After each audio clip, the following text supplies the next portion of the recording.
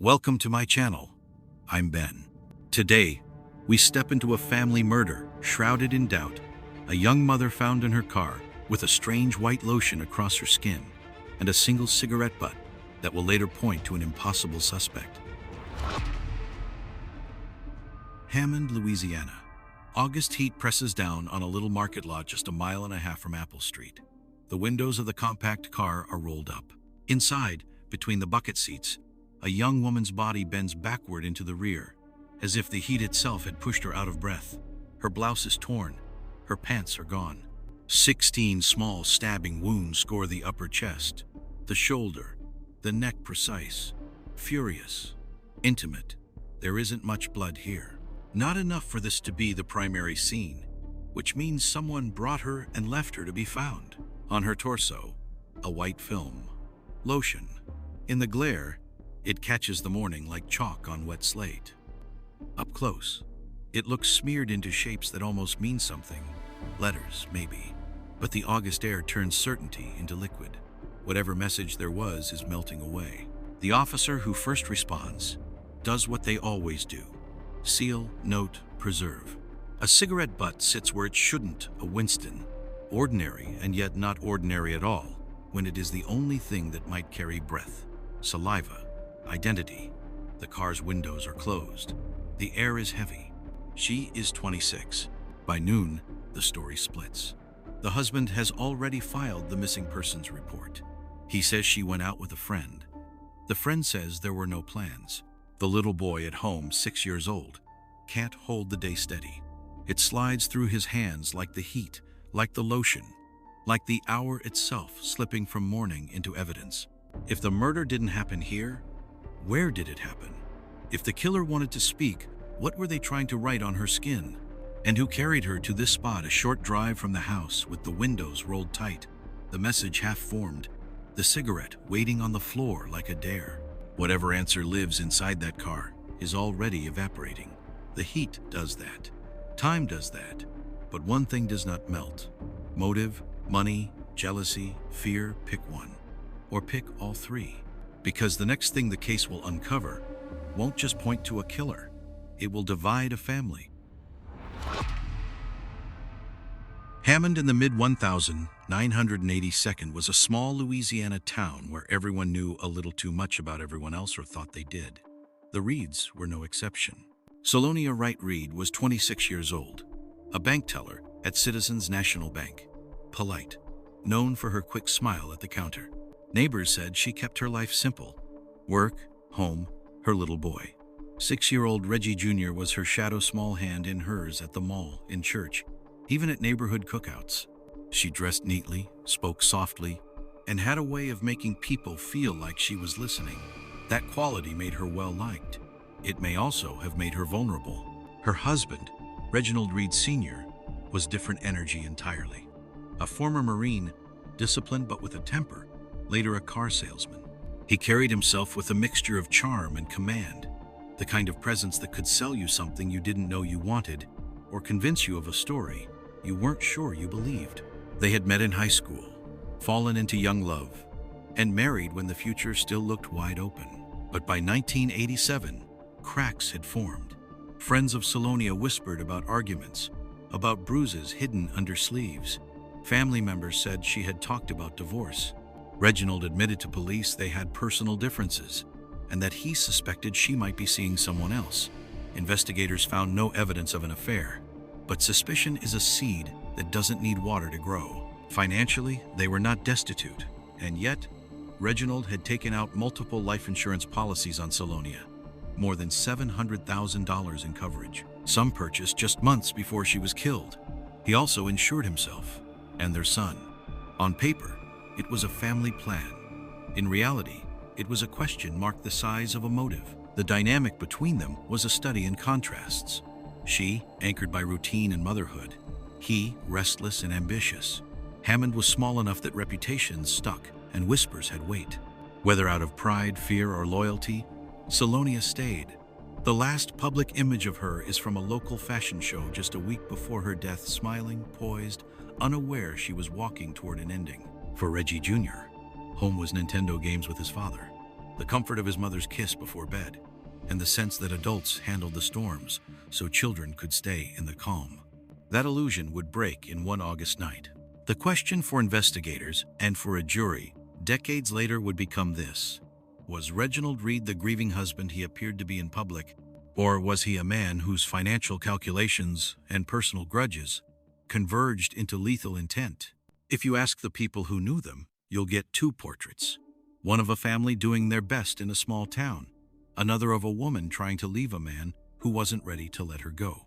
Which one is the truth? The answer lies in what happened the night she never came home.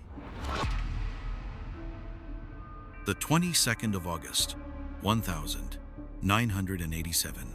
The day begins with something ordinary: a trip to Hammond Square Mall. For Selonia, it's an afternoon with her 6-year-old son window shopping, wandering the cool corridors away from the Louisiana heat.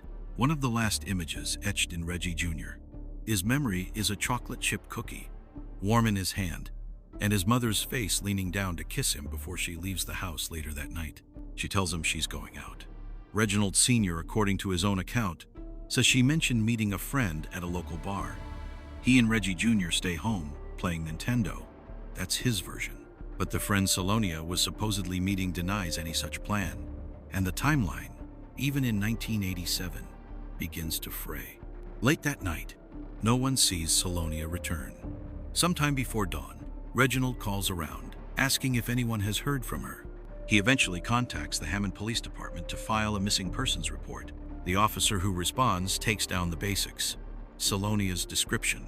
The car she drives, a small blue compact. He begins to check local streets. On Range Road, just a mile and a half from the Reed home on Apple Street, he sees it. The blue car, parked outside John's Curb Market. He approaches, expecting perhaps a stranded driver. Instead, he looks through the closed windows and sees her. Selonia is wedged between the bucket seats, her torso bent back into the rear.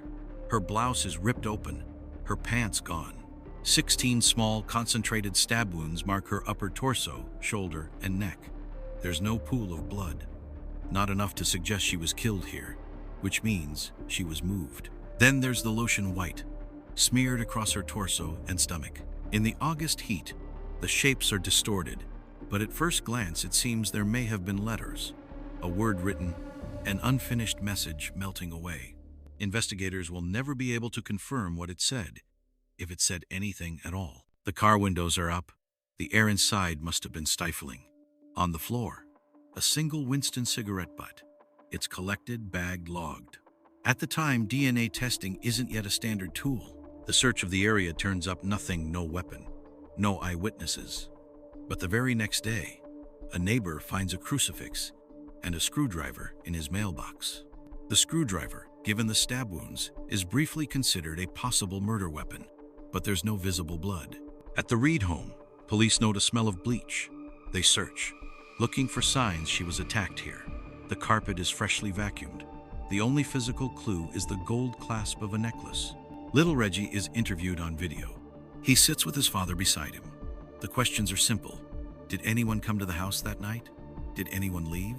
He says no. Everyone stayed home. Reginald prompts him gently, tells him not to be afraid. But the boy grows restless, doesn't want to talk anymore. Meanwhile, a name starts to surface: Jimmy Ray Barnes. He's a friend of Reginald's, someone Selonia reportedly didn't trust. Days before the murder, at a local beach, Jimmy Ray flipped Selonia off an inner tube into the water, an act she found frightening, not playful. She wasn't a strong swimmer. The day after, she panicked when she saw him near her home, insisting he leave. Witnesses later report seeing two men near John's Curb Market the night of the murder. The license plate they record matches Reginald's car. In a photo lineup, the witness picks Reginald as the driver, Jimmy Ray as the passenger. 2 weeks after the murder, both men remain free. Jimmy Ray takes and reportedly passes a polygraph test. Reginald denies any involvement. Prosecutors, facing a case built almost entirely on circumstantial evidence, never bring charges. For years, the case sits. No arrests, no closure. For the little boy who lost his mother, life reshapes itself into a strange normal. just him and his father in the house on Apple Street. For the rest of Selonia's family, there's only suspicion and the feeling that the killer has escaped justice. The car where she was found is eventually just a memory in a case file. The lotion, the cigarette butt, the crucifix and screwdriver, they all wait, sealed in evidence bags, for a future where science might have more to say. When that future comes, it will turn what seemed like a cold trail into a path straight toward two names that have been there since the very first day. For more than 2 decades, the evidence sat in sealed bags. No new witnesses, no arrests. Selonia's family kept pressing. Her son grew up with his father, hearing no accusation, no hint of suspicion. Then, in 2011, Louisiana State Police Lieutenant Barry Ward reopened the case. He was 16 years old when Selonia was killed. Now, he had the authority to go through every page of the file. What struck him first was what wasn't there. No murder weapon, no eyewitness testimony strong enough to stand alone. But there were patterns, and there were items in storage that science could now test. He started with the Winston cigarette butt found in the car. In 1987, it was just another piece of possible trace evidence. In 2012, it became a portal. The DNA came back with a match in CODIS, the FBI's national database. But the name wasn't Jimmy Ray Barnes, the man long suspected alongside Reginald Reed. It was Billy Ray Barnes. Billy Ray was Jimmy Ray's identical twin, identical DNA, a perfect complication. The match didn't clear Jimmy Ray. It put him back under the light. Ward interviewed Jimmy Ray in Atlanta. Jimmy claimed Reginald had once offered him $50,000 to knock off his wife. He said he refused, but refused too, to testify in court. Ward suspected Jimmy had used his twin to take the original polygraph test back in 1987, allowing him to pass. The deeper Ward dug, the more financial motive surfaced.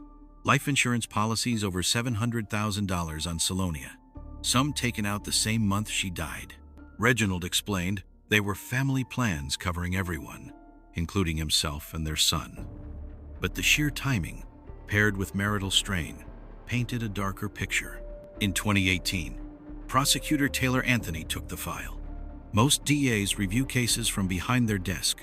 Anthony drove to Atlanta with Ward to speak to Jimmy Ray directly, offering him full immunity if he would testify. Jimmy refused, but as they left, he called out, "I'm the key to it all. If you think you can indict me, do it." 2 weeks later, a grand jury did just that. Both Reginald Reed and Jimmy Ray Barnes were indicted for second-degree murder. The 21st of June, 2019, more than 30 years after Selonia's death, Reginald was arrested at his home. His son posted the $250,000 bail. Jimmy Ray, facing trial, took a deal. Plead guilty to accessory after the fact to murder in exchange for a 5-year sentence. As part of the agreement, he would testify against Reginald. By the time the case headed for trial in November 2022, Ward had built a narrative. Reginald, facing the end of his marriage and enticed by life insurance payouts, conspired with Jimmy Ray to kill Selonia. The lotion on her body matched a bottle found in the Reed home. Scratches on Reginald's neck, photographed the day her body was found, had conflicting explanations from him. The defense, however, would argue there was still no direct evidence, no fingerprints, no murder weapon, no DNA linking Reginald to the act. But for the first time in decades, there was enough for a courtroom to hear, and enough for the jury to decide whether the story was a tragedy of circumstance or a calculated killing. Because once the trial began, every detail from the lotion to the cigarette butt would be placed under the brightest light it had ever known. The 14th of November, 2022, Hammond, Louisiana. The courthouse is small, the kind where voices carry and every movement draws eyes. After 35 years, the murder of Selonia Reed is finally before a jury. Reginald Reed Sr. sits at the defense table, flanked by an unusual team, a mother and daughter duo, Vanessa Williams and Latoya Williams Simon. They are organized, articulate, armed with stacks of binders. Their goal is simple: dismantle the prosecution's case by showing the absence of direct evidence. Across the aisle, Prosecutor Taylor Anthony has his own stack of files and a theory he believes will hold. Reginald, facing the end of his marriage and seeing an opportunity for financial gain, conspired with Jimmy Ray Barnes to kill his wife. In opening statements, Anthony does not promise a murder weapon or a precise location of death. He tells jurors what they will see: life insurance policies totaling $700,000, photographs of scratches on Reginald's neck, the bottle of lotion from the Reed home matching what was on Selonia's body, and testimony that places Reginald and Jimmy Ray near the crime scene. He calls it a case built on pieces that fit only one way. The defense counters: there is no fingerprint, no DNA, no eyewitness who saw Reginald commit the act. They argue that Jimmy Ray Barnes, with a history of violent arrests, is far more likely to have killed Selonia in a moment of rage, perhaps after an unwanted advance, and then shifted blame to Reginald. Jimmy Ray takes the stand as part of his plea agreement. His voice, played in part from earlier police interviews, claims Reginald offered him $50,000 to kill Selonia. He says he refused to move her body when asked, but admits he saw her in the car, fully clothed at that time. The prosecution suggests Reginald returned alone later, staging the scene, removing clothing, applying lotion, leaving clues to make it look like a sexual assault by a stranger. The defense calls this nonsense, pointing out that no physical evidence links Reginald to the body. Family members watch from the gallery. Some of Reginald's siblings believe he's innocent. Members of Selonia's family are certain he's guilty. For Reggie Jr., now an adult, the courtroom is a place where two truths collide: the father who raised him and the possibility that man killed his mother. Closing arguments are sharp. Anthony reminds jurors they don't need direct evidence if the circumstantial evidence is strong enough. The defense urges them to find reasonable doubt. If you aren't sure, you must acquit. After just over 3 hours of deliberation, the jury returns. The foreperson stands. Guilty, second-degree murder. Reginald shows little reaction. For Reggie Jr., it feels like watching his father die without dying. He hugs him once before deputies take Reginald away. The sentence, life without parole, will come weeks later. But in this moment, the verdict is enough to fracture what remained of the family, and to close a chapter the town has whispered about for decades. When a case spans decades, the question of why becomes as complex as who. In the story of Selonia Reed's murder, motive threads through financial strain, marital discord, and control. From a behavioral standpoint, Reginald Reed Sr. fit a pattern seen in certain domestic homicide cases: a spouse facing the loss of both relationship and control, compounded by financial incentive. The life insurance policies, over $700,000, some taken out just months before Selonia's death, become, in this lens, not just paperwork but premeditation. Prosecutors leaned on this heavily. Then there's the relationship dynamic. Accounts from friends and family painted a marriage under strain, with hints of abuse and discussions of divorce. In some domestic homicide profiles, separation is the most dangerous period for the victim, the moment the abuser feels the greatest loss of control. Prosecutor Taylor Anthony used this to frame Reginald's mindset: anger, fear of losing his family image, and the lure of a financial windfall. On the other side, the defense exploited the gaps. No murder weapon, no fingerprints, no DNA tying Reginald to the act. They pointed to Jimmy Ray Barnes' history of violence, suggesting he had independent motive, perhaps sexual rejection, and that his testimony was self-serving, given his plea deal. Legally, the case hinged on circumstantial evidence. In U.S. courts, such evidence can be enough for conviction if it collectively excludes other reasonable explanations. The lotion on Selonia's body, matched to a bottle in the Reed home, was compelling to jurors even without proof of who applied it. The cigarette butt, while linked genetically to Jimmy Ray's twin, kept suspicion alive on Jimmy himself, and by extension, his connection to Reginald. One of the prosecution's strongest moves was humanizing Selonia. They didn't just present her as a victim, they showed her as a mother, a bank teller, a community member. This emotional context can bridge the gap when physical evidence is thin. The defense, in contrast, sought to humanize Reginald as a Marine, a provider, a father who raised his son, to create hesitation in jurors' minds. Psychologically, the lasting impact is perhaps most visible in Reggie Jr. His testimony and public statements reveal a man torn between loyalty to the father who raised him and the possibility that this man killed his mother. Such internal conflict is not unusual in familial homicide cases, where the perpetrator and victim are both central figures in a survivor's identity. From a law enforcement perspective, the case is also a study in persistence. Lieutenant Ward's decision to revisit old evidence, pair it with modern DNA analysis, and re-interview reluctant witnesses was what ultimately moved the case to trial. Yet, even with a conviction, unanswered questions remain. Was Jimmy Ray more involved than he admitted? Did Reginald truly mastermind the killing? Or was he swept into suspicion by a web of circumstantial links? In the end, the jury answered with certainty. But certainty in court does not always translate to certainty in the human heart, especially for the one person who called both the victim and the convicted killer parent. The 30th of January, 2023. The same courtroom in Hammond fills again, this time for sentencing. Reginald Reed Sr. stands, now in prison orange. The sentence is automatic for second-degree murder in Louisiana. Life in prison, no parole. He says nothing. For Selonia's sister, Gwen Smith, the outcome is justice long delayed, but justice nonetheless. For some of Reginald's siblings, it's a miscarriage, a conviction built on gaps. For Reggie Jr., it's both. The loss of his father to prison layered over the loss of his mother decades earlier. In the months that follow, Reginald calls his son from prison once or twice a week. The conversations are brief, monitored. Reggie, now with a family of his own, keeps the connection. In January 2024, he and his wife named their newborn daughter Selonia, a way to let the name live in light. Not only in tragedy, Jimmy Ray Barnes serves his 5-year sentence for accessory after the fact.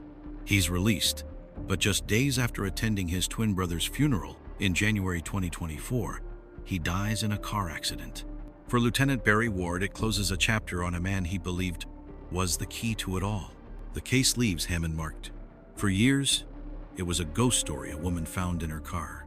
A white lotion scrawled across her skin. No one held accountable. The conviction changes the official record but doesn't erase the questions. Did justice find the right man? Could the truth be more complicated than any verdict can capture? Legally, the case stands as an example of how cold cases can be revived through persistence and modern forensic tools. Socially, it's a reminder that in small towns, memory is long and rumors longer. Families can fracture along fault lines carved by crime, with wounds that no sentence can heal. For Reggie Jr., the legacy is deeply personal.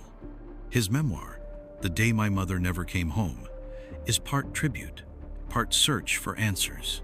In it, he writes about trying to reconcile the father who raised him with the man convicted of killing his mother. His daughter's name, his son's laughter, these are the ways he keeps Selonia present without letting the darkness consume her story. And for those who still wonder, the car is gone, the lotion evaporated, the cigarette long tested. What remains is the memory of a young mother in a small town, the image of a little boy at her side, and the unresolved space between guilt and innocence. The Selonia Reed case leaves us with a powerful lesson. Justice may come late, sometimes decades late, but that doesn't mean we stop pursuing it. Over 30 years passed before this cold case was revived, thanks to the persistence of those who refused to give up. It proves that no matter how much time has gone by, the truth is still worth chasing. Yet the big question remains: did the verdict truly find the right person? Or is the truth more complex than any courtroom can capture? This story isn't just about a murder. It's a reminder of how fragile trust can be, and how some wounds in a family never fully heal. What do you think? If you were sitting on that jury back in the courtroom, what verdict would you have delivered? Share your thoughts below. Every perspective matters. And if you want to keep exploring real-life cases full of mystery, controversy, and unanswered questions, make sure to hit like, subscribe to the channel, and turn on notifications. Your support helps me keep telling these stories, the ones where justice is still out there, waiting to be found.